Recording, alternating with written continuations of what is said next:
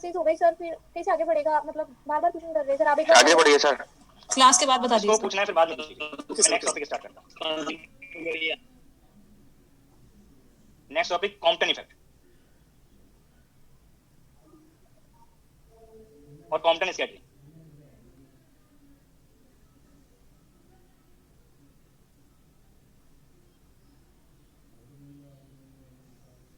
Compton effect और Compton scattering, पहले statement note करेंगे कि किस इफेक्ट को आप यहाँ पे, किस इवेंट को, किस फिनोमेना को आप यहाँ पे कॉम्पटन इफेक्ट के लिए कंसीडर करेंगे। In the scattering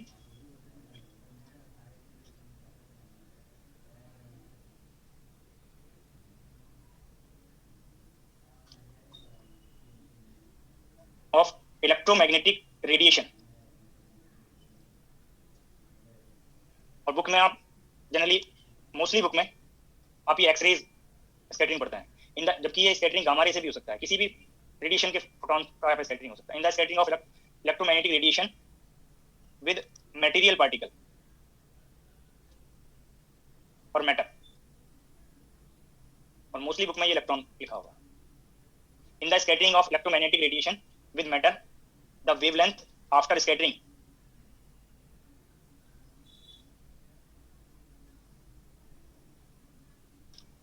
is larger than the wavelength of incident radiation.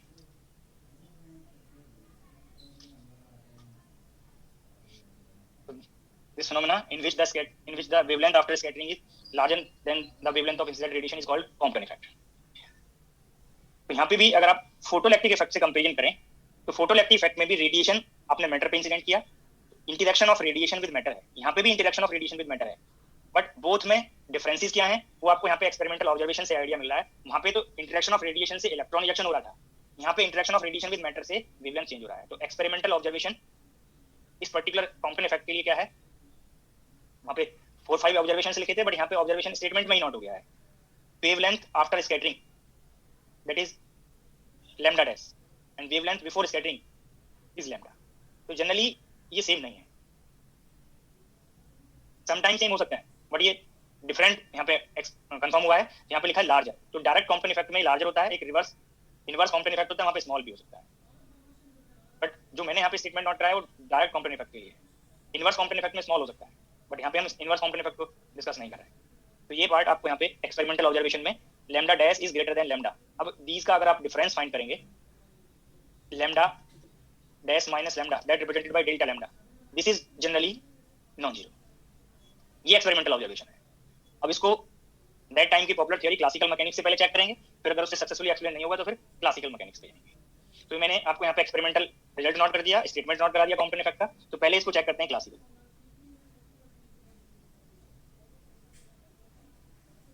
इसी में ये नोटेशंस को भी यहाँ पे मैं हिंट कर दे रहा हूँ, लैम्डा डैश और लैम्डा, वेवलेंथ आफ्टर स्कैटरिंग और wavelength before scattering. Wavelength of scattered radiation, ये वर्ड भी आप यूज कर सकते हैं, wavelength of incident radiation. Excuse me sir, हाँ जी, एक्स-रे जिस पार्टिकल से स्ट्राइक करेगी, जिससे स्कैटर होगी, उसमें प्रोफॉर्मेशन होगी। पूरी बात सुन लीजिए, मैं भी कई बार बोल चुका हूँ, आपके साथी भी कई बार बोल चुके हैं कि जिसको क्वेश्चन पूछने हो लेक्चर के बाद पूछ ले। आप लेक्चर को सभी अपनी चॉइस के अकॉर्डिंग डिस्कशन समझने लगते हैं, जबकि डिस्कशन और लेक्चर में डिफरेंस है। अभी आप जो क्वेश्चन पूछेंगे वो अपनी नॉलेज से पूछेंगे। अभी तो मैंने टॉपिक का सिर्फ एक स्टेटमेंट नोट कराया जो किसी भी बुक में आपको मिल जाएगा। अब 300 स्टूडेंट्स अगर सिर्फ क्वेश्चन ही पूछते रहेंगे तो मैं तो कुछ पढ़ा ही नहीं सकता। तो सर आप अनम्यूट कर दिया करिए प्लीज सर, कोई मानेगा ही नहीं, बिल्कुल नहीं मानते ये लोग। कोई अपने अपना डाउट आपको म्यूट कर दी। तो पहले क्लासिकली चेक करते हैं इसको। रेडिएशन मैटर से इंटरेक्ट कर रहा है, मटेरियल का स्पेसिमेन कंसीडर किया हमने और हम इंसिडेंट रेडिएशन को इंसिडेंट करा दिया। अब रेडिएशन क्लासिकली वेव है, इलेक्ट्रोमैग्नेटिक वेव है, और इलेक्ट्रोमैग्नेटिक वेव में इलेक्ट्रिक फील्ड होगा और मैग्नेटिक फील्ड होगा, जो मैंने आपको लास्ट लेक्चर में भी सेम रिप्रेजेंटेशन नोट किया था।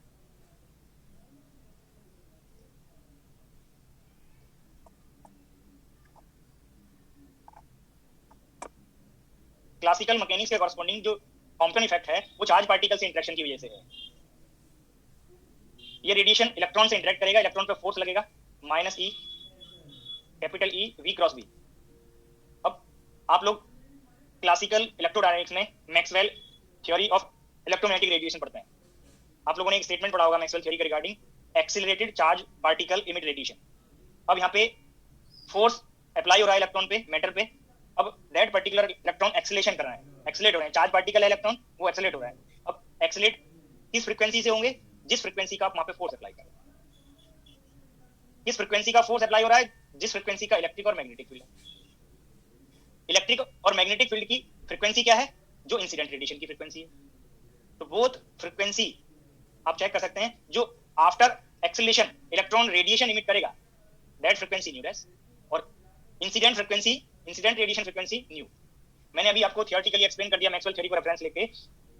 Bye Maxwell theory of electromagnetic radiation accelerated charged particle emit radiation. तो यहाँ पे इलेक्ट्रॉन रेडिएशन इमिट करेगा आफ्टर इंटरेक्शन। किस फ्रीक्वेंसी का रेडिएशन इमिट करेगा? जिस फ्रीक्वेंसी का फोर्स है। फोर्स की फ्रीक्वेंसी इलेक्ट्रिक और मैग्नेटिक फील्ड की फ्रीक्वेंसी है, और ये इलेक्ट्रिक और मैग्नेटिक फील्ड इंसिडेंट रेडिएशन में है। तो बोथ फ्रीक्वेंसी सेम हो गई, बोथ फ्रीक्वेंसी सेम हो गई। तो यहाँ से जब आप वेवलेंथ इक्विवेलेंट बनाएंगे तो बोथ वेवलेंथ सेम आ जाएंगे। बोथ वेवलेंथ सेम होने से there is no wavelength difference, there is no change in the wavelength. But experimental observations क्या कहते हैं कि there is non zero wavelength shift, wavelength after scattering is larger than that of incident wavelength. तो ये classically explain नहीं हुआ experimental. जो classically explain नहीं हुआ, क्लासिकल मैकेनिक्स से सेटिस्फैक्टरी एक्सप्लेनेशन नहीं मिला, तो आपको कोई न्यू थ्योरी की रिक्वायरमेंट होगी, क्वांटम मैकेनिक्स आप अप्लाई करेंगे। और क्वांटम मैकेनिक्स के कॉरस्पॉन्डिंग यहाँ पे एक सिंगल कंसेप्ट आप यूज कर रहे हैं जो फोटोइलेक्ट्रिक इफेक्ट में यूज किया था, पार्टिकल नेचर ऑफ रेडिएशन। तो according to quantum mechanics, Compton scattering is the scattering of photon with material particle. तो क्वांटम मैकेनिकली जो स्कैटरिंग है वो टू बॉडी स्कैटरिंग है, टू पार्टिकल का स्कैटरिंग है। वन पार्टिकल मेटेरियल पार्टिकल है और अनदर पार्टिकल रेडिएशन पार्टिकल है।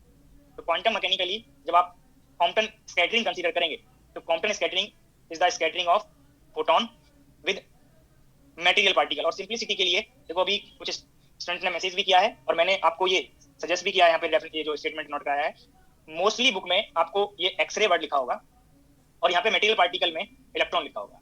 बट जब आप इसको क्वांटम मैकेनिकली चेक करेंगे तो जरूरी नहीं कि वहाँ पे चार्ज की रिक्वायरमेंट हो।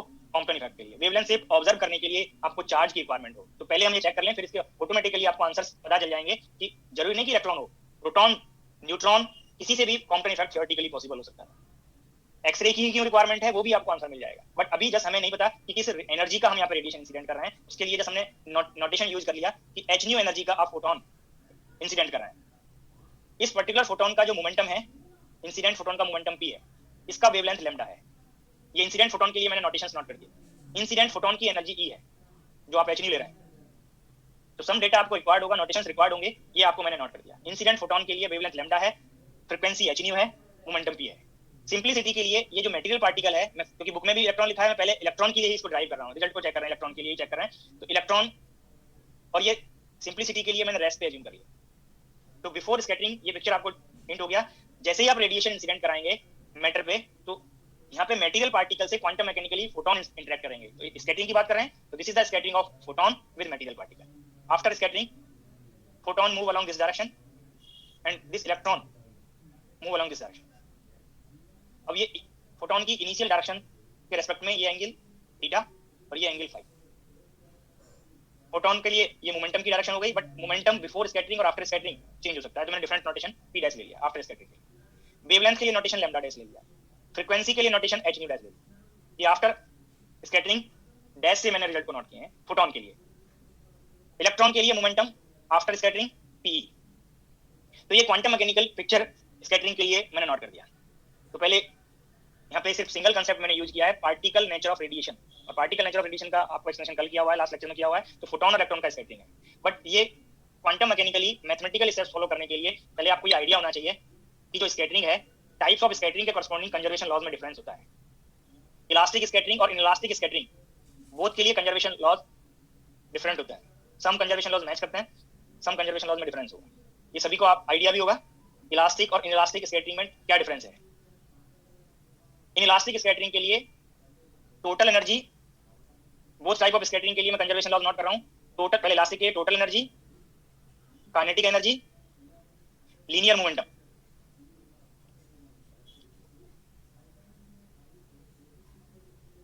Of the system.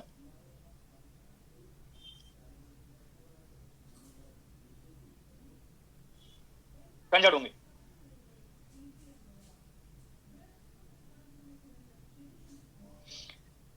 But elastic scattering में total energy and linear momentum of the system conserve होंगे, बट काइनेटिक एनर्जी कंजर्व नहीं होगी।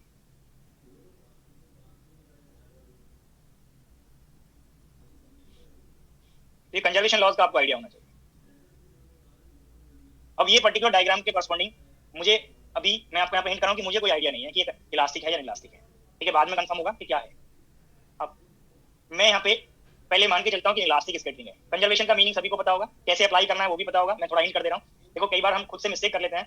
मैंने ये नहीं कहा कि फोटोन की काइनेटिक एनर्जी कंजर्व होगी, फोटोन की एनर्जी कंजर्व होगी, फोटोन का लीनियर मोमेंटम कंजर्व होगा। मैंने सिस्टम पे कंजर्वेशन बताया है, और कंजर्वेशन सिस्टम के लिए अप्लाई करते हैं।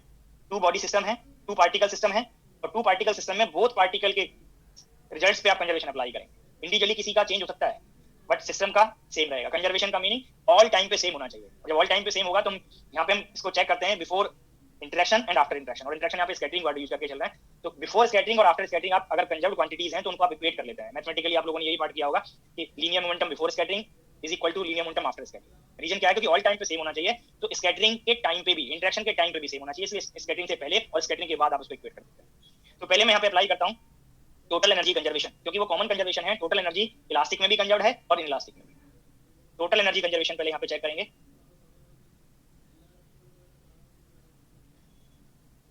देखो मैंने आपको ये हिंट दिया कि फोटोइलेक्ट्रिक इफेक्ट में मेटल के केस में नॉन इलेक्ट्रिक केस होगा। अब जैसे आप यहाँ पे इंसिडेंट रेडिएशन को हाई एनर्जी रेडिएशन लेंगे, और एक्सरे मैंने ब्रैकेट में नोट किया है, तो एक्सरे हाई एनर्जी रेडिएशन है, और हाई एनर्जी रेडिएशन में इलेक्ट्रॉन को जो एनर्जी प्रोवाइड होगा, kinetic energy, more energy provide हो सकता है। एक्सरे की जो एनर्जी ऑर्डर है उस ऑर्डर का यहाँ पे इलेक्ट्रॉन को एनर्जी प्रोवाइड हो सकता है, और उस एनर्जी रेंज के लिए इलेक्ट्रॉन रिलेटिविस्टिक स्पीड से मूव कर सकता है। काइनेटिक एनर्जी और रेस मास एनर्जी को जब आप कंपेयर करेंगे तो kinetic energy rest mass energy के कंपेरेबल हो सकता है या लार्ज आएगा। जब लार्ज होगा तो इस केस में आप रिलेटिविस्टिक रिजल्ट यूज करेंगे, और रिलेटिविस्टिक फोटोन के लिए energy h new, incident photon energy, total energy note कर रहे हैं, यहाँ पे मेंशन कर दिया मैंने टोटल एनर्जी। अब total energy of electron before scattering, ये इलेक्ट्रॉन रेस्ट पे है तो यहाँ पे काइनेटिक एनर्जी तो 0 हो गया, बट रेस मास एनर्जी होगा, और इलेक्ट्रॉन का rest mass m0, rest mass energy m0 c square. This must be energy of the system h nu plus m0 c square before scattering. Energy of the system after scattering, photon energy है h nu rest. Energy of electron after scattering, suppose ये energy मैंने e minus note कर दिया after scattering के लिए। Left side SH, right side first term SH। अब इस energy को आप नोट कर सकते हैं kinetic energy of electron plus rest mass energy of electron. अब ये rest mass energy term both side से cancel out, then h nu is equal to h nu rest plus kinetic energy of electron. ये आपको relation मिल गया total energy conservation से।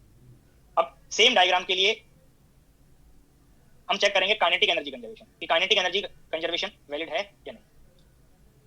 ये मान के चलें और बोथ इक्वेशंस को कंपेयर करें।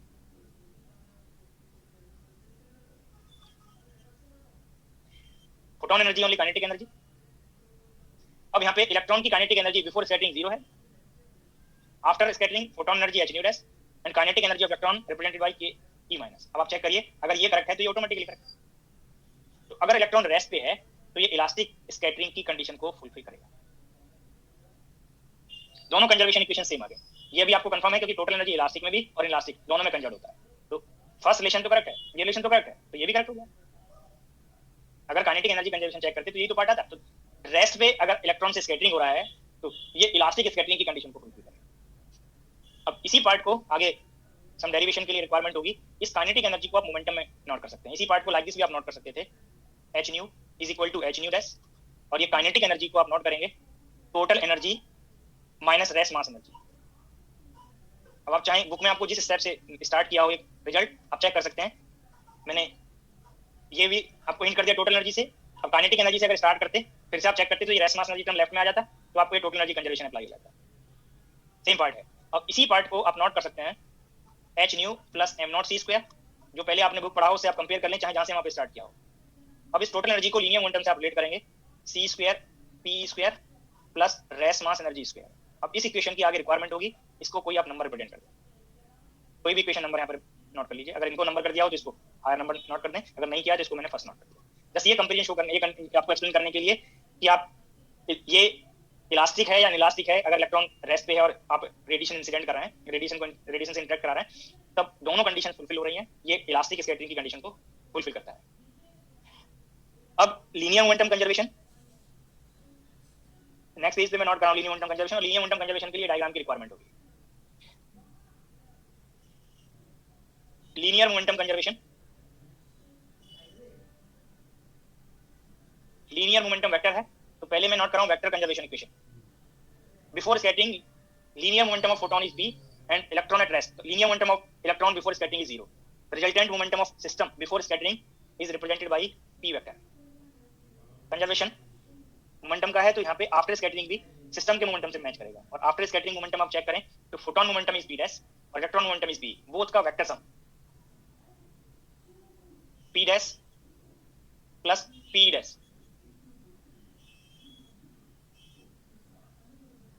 Sorry p notation. ये वेक्टर कंजर्वेशन इक्वेशन आपको मैंने नोट कर दिया, इसको आप नेक्स्ट नंबर प्रेजेंट कर सकते हैं। अब इसी में आप कंपोनेंट वाइज कंजर्वेशन भी अप्लाई कर सकते हैं।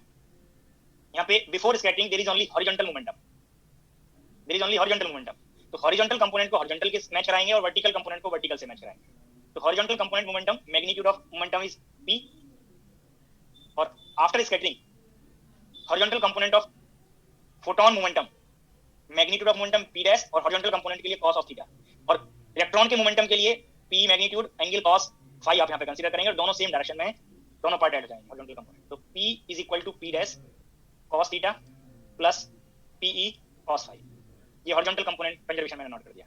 अब वर्टिकल कंपोनेंट पर आप चेक करें तो before scattering there is no vertical component, ये 0 हो गया, और वर्टिकल कंपोनेंट फोटोन मोमेंटम के लिए p dash sin theta, electron के लिए pe sin फाई, और दोनों अपोजिट डायरेक्शन में p माइनस। ये वर्टिकल कंपोनेंट कैंसिल आउट होंगे, ये आपको यहाँ पे कंफर्म है, वर्टिकल कंपोनेंट एक इधर गया और एक इधर गया, तो दोनों अपोजिट डायरेक्शन में कैंसिल आउट हो गए, रिजल्ट 0 बन गया। तो ये रिलेशन से आप p की वैल्यू फाइंड कर सकते हैं, p cos फाई फाइंड कर सकते हैं। p cos phi is equal to p minus p dash cos theta. यहाँ से आप p sin फाई के लिए रिजल्ट नोट कर सकते हैं, that is p dash sin theta. आगे सम प्रॉब्लम्स के लिए, इस आर्टिकल के सम स्टेप्स के लिए ये रिजल्ट की रिक्वायरमेंट हो सकती है। इसी को आप चाहें तो इक्वेशन नंबर प्रेजेंट कर दें, इसी इक्वेशन से एक रिजल्ट और आप नोट कर सकते हैं इस वेक्टर पार्ट से भी, pe vector is equal to p vector minus p dash vector. चाहे आप इस इक्वेशन को किस फॉर्म में आप यूज कर सकते हैं। अब आपके पास लीनियर मोमेंटम कंजर्वेशन इक्वेशन से भी रिजल्ट पता है और एनर्जी कंजर्वेशन से भी रिजल्ट आपको पता है। आपको वेवलेंथ शिफ्ट फाइंड करना है, ये डेल्टा लैम्डा का रिजल्ट को चेक करना था। डेल्टा लैम्डा के लिए आप ये रिजल्ट p फोटोन के लिए आपने वेवलेंथ और मोमेंटम रिलेशन पढ़ा होगा। फोटोन की एनर्जी आप in terms of frequency h use करते हैं, in terms of wavelength hc by lambda use करते हैं। फोटोन के लिए आपने e बाय c पढ़ा है, इक्वल cp आप एनर्जी एक्सप्रेशन यूज करते हैं। अगर आप यहाँ से कंपेयर करें तो h बाय लैम्डा फॉर्म बनेगा, तो ये रिलेशन में कोई डाउट नहीं होना चाहिए। इसी एक्सप्रेशन को आप h बाय c भी लिख सकते थे, तो जो रिजल्ट रिक्वायर्ड होगा उसके फॉर्म में आप ये यूज कर सकते हैं। अब आप चेक करें, मोमेंटम वेवलेंथ से रिलेटेड है, फ्रीक्वेंसी वेवलेंथ से रिलेटेड है, मोमेंटम फ्रीक्वेंसी से रिलेटेड है, तो मोमेंटम ऑफ फोटोन से तो आपको फ्रीक्वेंसी वेवलेंथ का आइडिया है, बट इस इलेक्ट्रॉन मोमेंटम को आप अगर एलिमिनेट कर दें, इस एक्सप्रेशन में आप प्लेस कर दें मोमेंटम ऑफ इलेक्ट्रॉन, तो रिजल्ट आप रिलेट कर सकते हैं। डेल्टा लैम्डा का रिजल्ट आपको फाइंड करना है। मैथमेटिकल स्टेप्स क्या फॉलो करना है, कहां से हम स्टार्ट कर रहे हैं और क्या रिजल्ट हमें फाइंड करना है, अगर वो पता हो तो मैथमेटिकल स्टेप्स ऑटोमेटिकली आपको फॉलो होते चले जाएंगे। तो यहाँ पे मैंने आपको हिंट कर दिया, दीज टू रिलेशंस यूज करने हैं, एक तो ये एनर्जी कंजर्वेशन और लीनियर मोमेंटम कंजर्वेशन, बोथ को यूज करके आपको p को एलिमिनेट करना है, इलेक्ट्रॉन मोमेंटम को एलिमिनेट करना है। और एलिमिनेट करने के लिए चाहे आप ये यूज करें चाहे आप ये यूज करें, अगर आपको वेक्टर कंजर्वेशन यूज करना है तो यहाँ से p का सेल्फ प्रोडक्ट कर दीजिए। अगर आपको कंपोनेंट वाइज कंजर्वेशन यूज करना है तो बोथ रिलेशंस में स्क्वायर करिए और ऐड कर दीजिए, तो cos स्क्वायर फाई और sin स्क्वायर फाई ऐड होकर एलिमिनेट हो जाएंगे, p की वैल्यू आपको पता चल जाएगा, p स्क्वायर आपको पता चल जाएगा। मैं इस रिलेशन को यूज कर रहा हूँ p स्क्वायर फाइंड करने के लिए। सेल्फ प्रोडक्ट करेंगे तो p vector minus p dash vector dot p minus p dash vector, और जब आप ये स्क्वायर डॉट प्रोडक्ट ओपन करेंगे तो first sum square p square plus p dash square minus 2p vector dot p dash vector. p value को आप h by lambda note करेंगे, p dash को आप h बाई लैम्डा डैश। अब आप ये डॉट प्रोडक्ट को ओपन करने के लिए फिर से डायग्राम पे जाएंगे। ये डायरेक्शन p का डायरेक्शन है, हॉरिजॉन्टल डायरेक्शन, तो ये डायरेक्शन p का है और ये डायरेक्शन p डैश का है। दोनों p और p डैश वेक्टर में आपको एंगल पता है थीटा, तो ये self product scalar product open कर सकते हैं। तो वाइस एस एच p का magnitude h by lambda, p dash magnitude h by lambda dash angle between both theta है, यहाँ पे कॉस थीटा है। तो पी स्क्वायर की वैल्यू आप बोथ रिलेशन से पी को एलिमिनेट करने के लिए यूज कर सकते थे। अब इस रिलेशन में अगर आप सी स्क्वायर मल्टीप्लाई कर दें तो c square p square is equal to h c by lambda whole square plus h c by lambda dash whole square minus twice h square c square by lambda lambda dash cos theta. ये मैंने equation number 4 note कर दिया। अब equation number 1 में सी square p square की value place करने से पहले आप थोड़ा और सिंप्लीफाई कर लें इस रिलेशन को। इक्वेशन नंबर 1 को मैंने रेफरेंस किया है, मैं नेक्स्ट पेज पे नेक्स्ट स्लाइड पे h nu is equal to h nu plus m naught c square, right side में एच न्यू डैश था तो मैंने लेफ्ट में इंक्लूड कर लिया। सर एक बार पिछली साइड पे ना,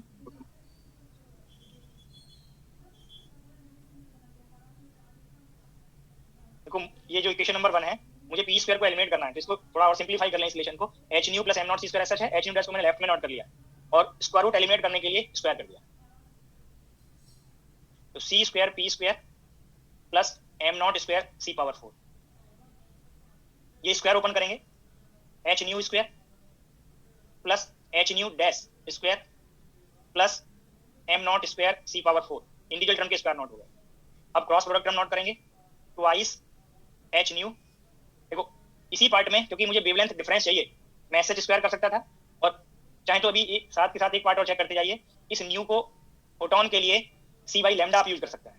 देखो अलर्ट रहेंगे इस पार्ट पे, इस न्यू को मैंने उस इक्वेशन नंबर 1 में सी बाई लेमडा नोट कर दिया, इस पार्ट को सी बाई लेमडा डैश नोट कर दिया।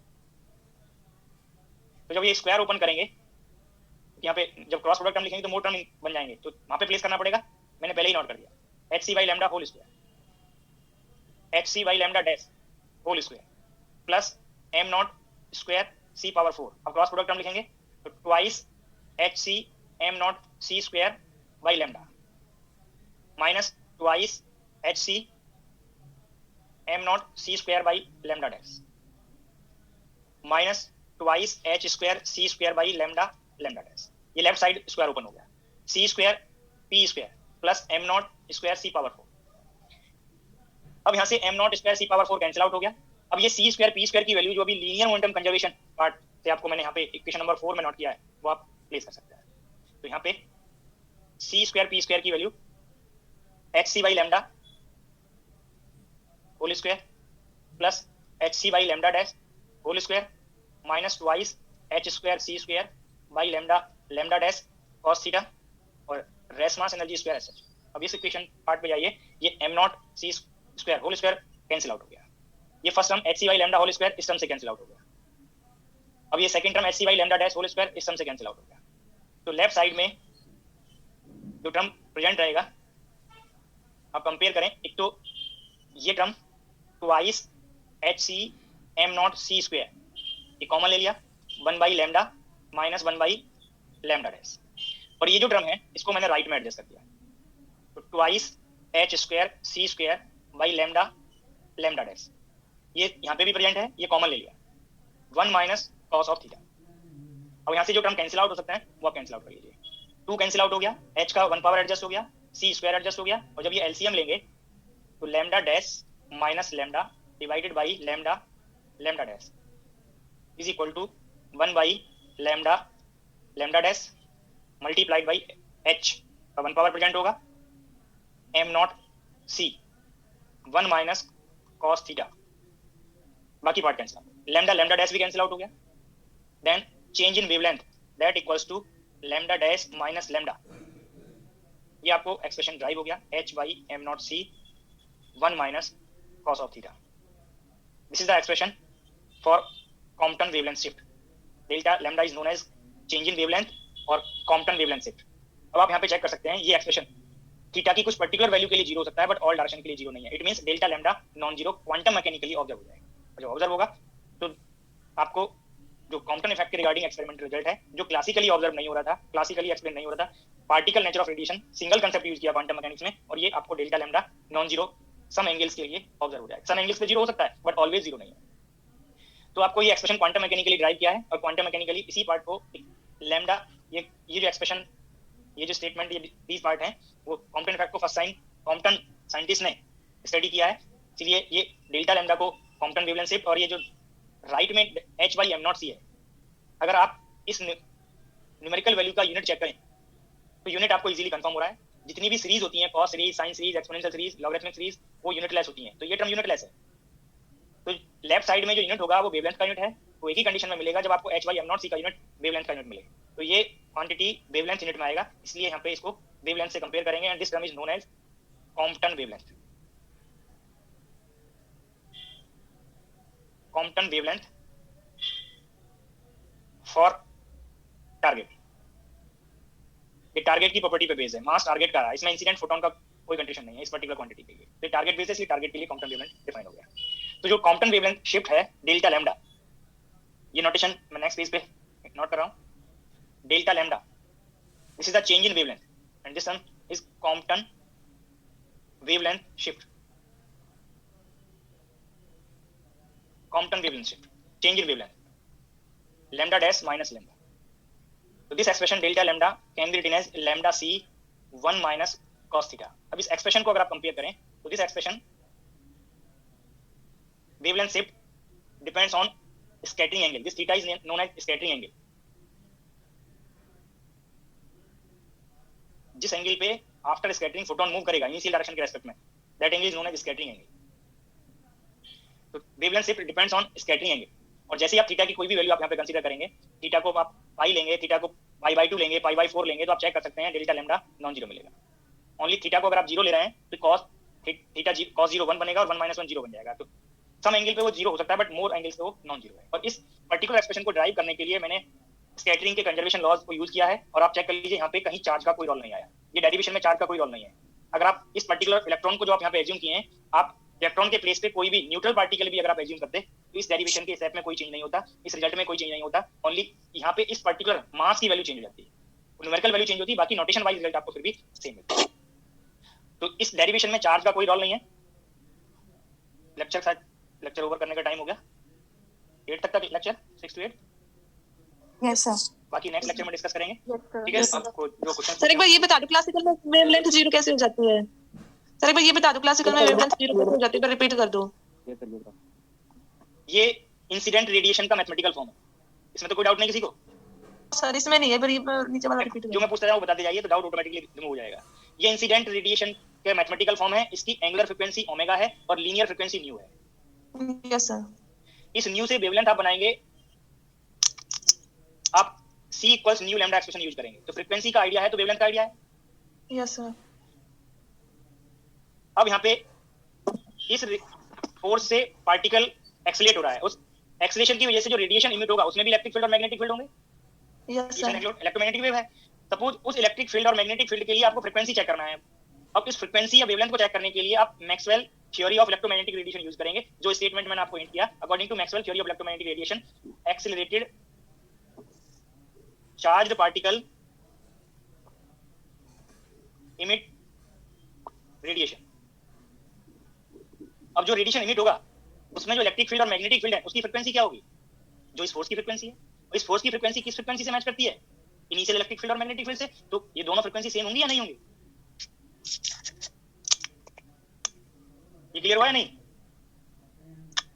जो रेडिएशन इमिट हो रहा है उसकी फ्रीक्वेंसी फोर्स की फ्रीक्वेंसी से मैच करेगी। और फोर्स की फ्रीक्वेंसी किस पे बेस्ड है, किस पे डिपेंड करती है? इंसिडेंट रेडिएशन की फ्रीक्वेंसी पे। वो दोनों फ्रीक्वेंसी सेम होगी। और जब सेम फ्रीक्वेंसी होंगी तो मैटर पे आपने रेडिएशन इंसिडेंट किया, मैटर के आउटसाइड में जो मीडियम है, अगर वहां मीडियम एब्सेंट है तो मैंने फ्री स्पेस कंसीडर कर लिया, जहां से रेडिएशन इंसिडेंट किया था वो फ्री स्पेस है, तो फ्री स्पेस में ही रेडिएशन इमिटेड रेडिएशन भी मिलेगा, ऑब्जर्व होगा। और बोथ रेडिएशन के लिए speed of light in vacuum आपको यहाँ पे नोट किया हुआ है। इससे जब आप फ्रीक्वेंसी को वेवलेंथ में कन्वर्ट करेंगे तो बोथ वेवलेंथ सेम आएंगी। और जब वेवलेंथ सेम आएंगी तो वेवलेंथ शिफ्ट क्या बनेगा? जीरो बनेगा। क्लियर हुआ है नहीं जो पूछ रहे थे? Yes sir. Yes sir. बाकी जो पूछना है किसी और को पूछ लीजिए। सर आपने बोला था एक्सरेज ही क्यों लेंगे इसमें स्कैटरिंग के लिए? हाँ जी, मैं अभी आपको यहाँ पे हिंट कर रहा हूँ। हमने ये चेक करने के लिए, या जो साइंटिस्ट ने एक्सपेरिमेंट किए उन्होंने चेक करने के लिए सेम मटेरियल कंसीडर किया। मान के चलिए कोई मेटल का स्पेसिमेन ले लिया और मेटल के स्पेसिमेन पे विजिबल रीजन से लोअर एनर्जी से हायर एनर्जी साइड रेडिएशन की एनर्जी को चेंज करते जा रहा है। तो उन्होंने ये कंफर्म किया कि लोअर एनर्जी रेंज में विजिबल रीजन में सेम मटेरियल से इलेक्ट्रॉन इजेक्शन डिटेक्ट हुए। बट जैसे ही हमने एनर्जी को आगे इंक्रीज किया, higher energy radiation side electron का इजेक्शन ऑब्जर्व नहीं हुआ। हमारा पहले से एक फोटोन था, उस फोटोन की एनर्जी में चेंज ऑब्जर्व हुआ। और जब फोटोन की एनर्जी में चेंज हो रहा है तो फोटोन की कंप्लीट एब्जॉर्प्शन नहीं हुआ, फोटोन की सम एनर्जी में चेंज हुआ, फोटोन का पार्शियल एनर्जी इलेक्ट्रॉन को प्रोवाइड हो गया। तो पहले इंटरेक्शन से पहले भी फोटोन है और इंटरेक्शन के बाद भी फोटोन ऑब्जर्व हो रहे हैं जो फोटोइलेक्ट्रिक इफेक्ट में ऑब्जर्व नहीं हो रहे थे। तो जैसे जैसे एनर्जी को इंक्रीज करते जाएंगे तो यहाँ पे एक जो फोटोन यहाँ पे प्रेजेंट थे, जो इनिशियली पहले फोटोन थे, जब इलेक्ट्रॉन को मान के चलिए यहाँ पे एनर्जी जो पहले जो एनर्जी आप ले रहे थे इलेक्ट्रॉन वोल्ट ऑर्डर का बाइंडिंग एनर्जी था, अब एक्सरे जो एनर्जी है वो मेगा इलेक्ट्रॉन वोल्ट में आएगा या किलो इलेक्ट्रॉन वोल्ट में आएगा, सॉरी पहले किलो इलेक्ट्रॉन वोल्ट में चेक कर लीजिए, 100 किलो इलेक्ट्रॉन वोल्ट ऑर्डर का आपने एनर्जी इंसिडेंट किया। इस एनर्जी के रेस्पेक्ट में जो एनर्जी है इलेक्ट्रॉन वोल्ट वो कंपेरेबल है या वेरी स्मॉल है? वेरी स्मॉल है। तो इलेक्ट्रॉन को आप ऐसे फ्री इलेक्ट्रॉन कंसीडर कर सकते हैं।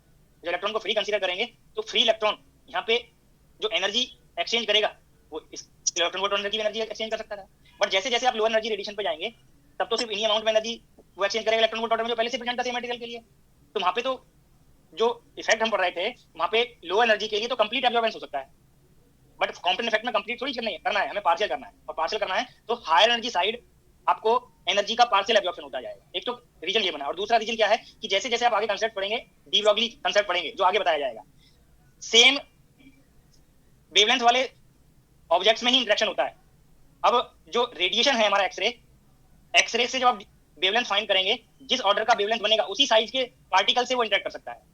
तो ये कंसेप्ट आपको इस क्वेश्चन का आंसर एक आगे भी कंफर्म होगा, जब किसी मेटीरियल पार्टिकल को आप मूव कराते हैं तो उससे मैटर भी एसोसिएट होती है, और इसके डिटेक्शन के लिए आप कंपेयर करेंगे कि इंटरेक्शन सेम साइज वाले पार्टिकल्स में ही होगा। अगर हम कोई रेडिएशन इंसिडेंट कर रहे हैं तो उसी साइज के किसी मेटेरियल पार्टिकल से वो इंटरेक्ट करेगा। पहले जो वेवलेंथ विजिबल रीजन में फोटोन इंटरेक्ट कर रहा है वो एटम से कर रहा है, मैटर से कर रहा है, बट जैसे जैसे फोटोन की एनर्जी इंक्रीज करी तो उसकी वेवलेंथ घटेगी, तो उससे लोअर साइज वाले पार्टिकल से वो इंटरेक्ट करेगा, तो वो इलेक्ट्रॉन या प्रोटॉन से इंटरेक्ट कर सकता है। इसलिए वहां पे एक्सरे कंसीडर किया, गामा रे से भी आपको रिजल्ट मिलेगा। ठीक है, फ्री क्यों कंसीडर किया मैंने साथ में उसको भी एक्सप्लेन कर दिया, क्योंकि जो बाइंडिंग एनर्जी है इलेक्ट्रॉन का उस एनर्जी के रेस्पेक्ट में नेग्लिजिबल है, जिसको आप नेग्लेक्ट कर सकते हैं। तो एज एन अप्रोक्सीमेशन इलेक्ट्रॉन को फ्री मान सकते हैं। और पूछना किसी को? सर जैसे हम एनर्जी रिड्यूस करते रहेंगे तो हमको फोटोइलेक्ट्रिक इफेक्ट मिल जाएगा सेम एक्सपेरिमेंट? देखो मैंने लास्ट लेक्चर में भी एक स्टेटमेंट बोला था कि हमें क्यूमुलेटिव इफेक्ट मिलता है एक्सपेरिमेंट में।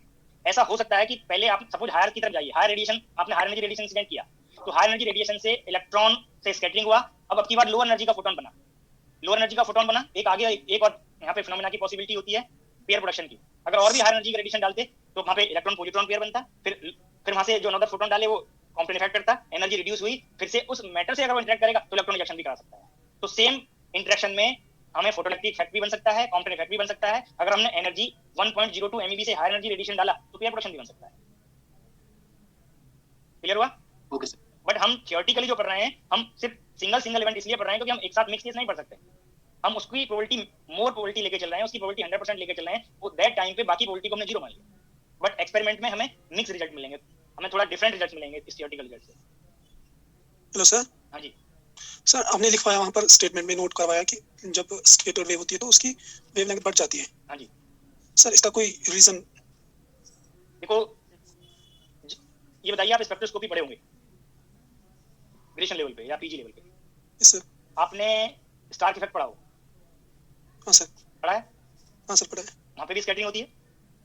हाँ सर। आप ये मान लीजिए एक और इफेक्ट पढ़ा होगा आपने स्पेक्ट्रोस्कोपी में, जहाँ पे आपको स्टॉक्स लाइन और रेले लाइंस मिलती हैं, वो भी स्कैटरिंग है। स्कैटरिंग डिफरेंट ब्रांचेस में पढ़ेंगे। रिकॉल हो रहा है पॉइंट या नहीं? रामन स्कैटरिंग। रमन स्कैटरिंग में रामन स्केटर। रिकॉल हुआ? तो रमन स्कैटरिंग में आप चेक करिए, आपको स्टॉक्स और एंटी स्टॉक्स लाइंस मिलती हैं। Yes sir. स्टॉक लाइन और एंटी स्टॉक लाइन के लिए वेवलेंथ इंक्रीज और डिक्रीज होता है, ये तो पता है। हाँ सर, जो पैरेलल और परपेंडिकुलर। तो आप ये सेम रीजन यहाँ पे लीजिए, हम यहाँ पे मान के चल रहे हैं कि इलेक्ट्रॉन लोअर स्टेट में है और एनर्जी अब्सॉर्ब करके हायर स्टेट में जाएगा। जब हायर स्टेट में जाएगा तो फोटोन की एनर्जी डिक्रीज हुई या इंक्रीज हुई? सर इंक्रीज हुई। फोटोन की एनर्जी, इलेक्ट्रॉन की नहीं, फोटोन की एनर्जी डिक्रीज सर। डिक्रीज हुई, तो फोटोन का वेवलेंथ आफ्टर स्कैटरिंग क्या होगा? इंक्रीज हो गया सर। इंक्रीज करेगा। बट अगर हम यही मान लेते, अभी मैंने एक वर्ड बोला था, कुछ एक स्टूडेंट ने साथ मैसेज भी किया था कि वेवलेंथ डिक्रीज क्यों नहीं हो सकता, ठीक है? तो मैंने स्टेटमेंट में पहले ही बोल दिया कि मैं डायरेक्ट कॉम्पोनेंट इफेक्ट की बात कर रहा हूं, जहां वेवलेंथ इंक्रीज होगा। एक इनवर्स कॉम्पोनेंट इफेक्ट होता है जहां पे वेवलेंथ डिक्रीज भी हो सकता है। डिक्रीज कब होगा? जब इलेक्ट्रॉन पे पहले से हायर एनर्जी है और फोटोन से इंटरेक्ट करे और सम एनर्जी फोटोन को ट्रांसफर कर दे। फोटोन को ट्रांसफर कब करेगा? जब इलेक्ट्रॉन पहले से एक्साइटेड स्टेट में है और डीएक्साइट होके वो लोअर स्टेट में आ जाए। जब फोटोन को एनर्जी ट्रांसफर करेगा तो फोटोन की एनर्जी आफ्टर स्कैटरिंग इंक्रीज हो गई, और इंक्रीज होगी तो वेवलेंथ क्या होगी? Decrease. But that is not direct component effect, this is inverse component. Okay sir. इसको रिलेट कर सकते हैं आप रमन स्पेक्ट्रोस्कोपी से, ठीक है? तो scattering same similar scattering different part में पढ़ते हैं। आपने डिफरेंट नेम पढ़े होंगे स्कैटरिंग के लिए, थॉमसन स्कैटरिंग एक वर्ड आता है, थॉमसन स्कैटरिंग में वेवलेंथ चेंज नहीं होता, ठीक है। Okay sir. वो एनर्जी पे और डिपेंड करता है कि किस मैटर से, किस मेटल पार्टिकल से इंटरेक्ट कर रहा है और किस रेंज में है फोटोन। और पूछना है किसी को? सर इसके नोट साइट पर नहीं डाले क्या? ये तो ऑफिस वाले बताएंगे। बाकी आप मेरा सजेशन ये है, अगर आपने मेरा दिसंबर में एक लेक्चर हुआ था, देखो कोशिश ये करें मेरा जो लेक्चर है आप उससे अपने नोट्स प्रिपेयर करें। सर वो तो किए, लेकिन कहीं कोई स्लाइड में मिस हो जाता है मिस हो जाता है तो मुझे बता दीजिए, मैं स्लाइड शो कर देता हूँ। ठीक है सर। ठीक है, मैं लास्ट से लेके वीडियो लेक्चर वॉच करने का ऑप्शन है, उसको वॉच करके फिर से उसका कर ले अपना काम। तो अगर नहीं देखना है तो मैं लास्ट से एक बार फर्स्ट तक स्लाइड शो कर देता हूँ, जिसको जो छूटा है वो देख लीजिएगा। सर आपने इसमें जो बोला था ना, जो मतलब हम लोग जो एक्सरे क्यों यूज करते हैं वो ना, वो आप बोलते बोलते मैं थोड़ा स्कैटर हो गया, तो आप उसको थोड़ा और एक बार मतलब समराइज कर सकते हो? देखो मैंने ये बताया कि जब तक आप मटेरियल का रेफरेंस नहीं लेंगे तो आप कंपेयर नहीं कर सकते कि किस रेडिएशन से स्कैटरिंग होगी, किस रेडिएशन से फोटोइलेक्ट्रिक इफेक्ट होगा, किस रेडिएशन से पोयर प्रोडक्शन बनेंगे। पहले आपको रेफरेंस लेना पड़ेगा। तो मैंने यही बताया कि मैं मेटल का रेफरेंस ले रहा हूँ, तो मेटल में जो इलेक्ट्रॉन की जो बाइंडिंग एनर्जी वो इलेक्ट्रॉन वोल्ट ऑर्डर की है। अगर इलेक्ट्रॉन वोल्ट ऑर्डर का आप रेडिएशन इंसिडेंट कराएंगे तो वहाँ फोटोइलेक्ट्रिक इफेक्ट की मोर प्रोबेबिलिटी होगी, जो मैंने डिस्कस कर दिया। अब जैसे जैसे एनर्जी को आप इंक्रीज करते जाएंगे तो हमें जो एक्सपेरिमेंट में जो रिजल्ट ऑब्जर्व हुए वो ऑब्जर्व होते हैं हाई एनर्जी साइड, और high energy side gamma ray भी हो सकता था, उससे और भी हाई एनर्जी के रेडिएशन मिल सकता है, ठीक है। तो जो मेटल का केस है, मेटल के केस में हमें मोर number of scattered photon observe हुए एक्सरे के लिए। और रीजन क्या है कि जब आप आगे क्वांटम मैकेनिक्स पढ़ते जाएंगे, अभी तो सिर्फ क्वांटम मैकेनिक्स का सिंगल कंसेप्ट पढ़ा है आपने, quantization of energy of radiation, तो एक आगे डी ब्रॉगली कंसेप्ट आता है।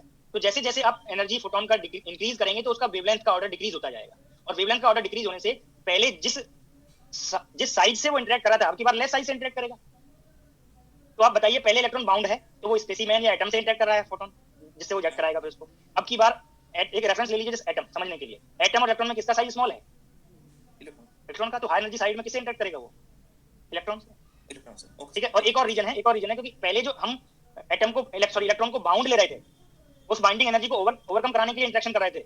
अब की बार इलेक्ट्रॉन की बाइंडिंग एनर्जी कंट्रीब्यूट ही नहीं करती, तो सिर्फ इलेक्ट्रॉन फ्री है, और जब फ्री होगा तो मैटर में इलेक्ट्रॉन फ्री है तो उन्हीं से तो इंटरेक्ट करेगा,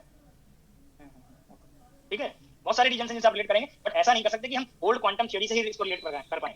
हम धीरे धीरे क्वांटम मैकेनिक्स की तरफ जा रहे हैं, तो यहाँ पे जो जरूरत की चीजें वही सीख रहे हैं, ठीक है ना। सर एक बार वो जो क्वेश्चन कराए थे ना आपने क्वांटम इफेक्ट से पहले, वो स्लाइड दिखा दीजिए जो मैंने क्वेश्चंस नोट कराए, ये वाले या उससे पहले वाले?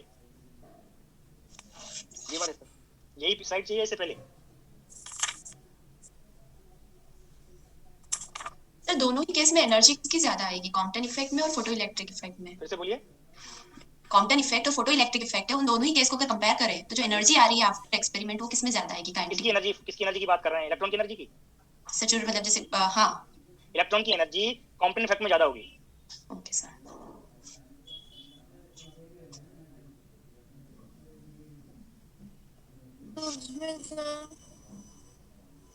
सर आपके बाद आप, हाँ जी बोलिए। हाँ जी सर, आप प्लीज बुक्स बता दो कि कौन कौन सी रेफर कर सकते हैं। फर्स्ट लेक्चर में अटेंड किया था ना हमने, 10 जैन वाले बच्चे हैं। देखो मैं एक सजेशन देता हूँ सभी को जो प्रेजेंट हैं अभी। अगर आपको लेक्चर अटेंड करने में प्रॉब्लम है तो कोई भी ग्रेजुएशन लेवल्स या पीजी लेवल या 12th लेवल जहाँ पे भी वो टॉपिक आपने पढ़ा हो, जो बुक आपको आसान लगती है